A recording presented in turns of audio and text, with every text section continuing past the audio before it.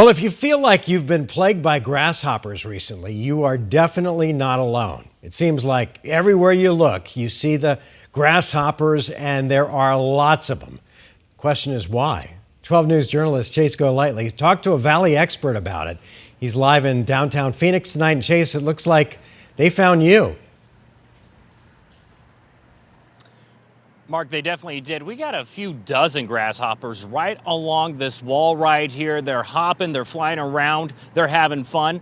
Now, you usually see them more at night. The expert I spoke with told me that they like to come out once they have those cooler temperatures. One almost hit our camera right there. And they're pretty brave. You can see, I'm just going to go up to this one right here, and I can just grab them. They're pretty tough.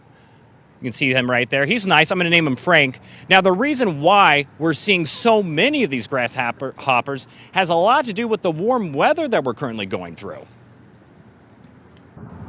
I actually have noticed more grasshoppers. It feels like they're everywhere. I've definitely have seen more as I'm walking, seeing them hopping around. And we aren't talking about just a couple. Jumping around our backyard, in the parking lot where I work, all over the place. Grasshoppers jumping all around the valley, and while they don't usually cause trouble, I think they're pretty awesome. I mean, I don't mind them that much. I mean, they are annoying for sure. they can be pretty pesky. Could be a pest, though, if they get in the house. They kind of mind their business, but they'll get into your face. I don't necessarily love the feeling of them hitting my legs. So why are we seeing so many more Kevin, grasshoppers this time of year than we usually do? This is like the perfect time of year for them to thrive and grow those population numbers. Danielle Hinderleiter, an education specialist with Wildlife World Zoo, says since we had a lot of rain in the winter, it led to more grown vegetation. And with these little green guys being herbivores, that's their main food source, and so with that increased food source, we're going to see an increase in that population size. They also thrive in the heat. With our recent string of warmer weather, more eggs are being hatched. But they do play a really vital role in our ecosystem. So not only do they help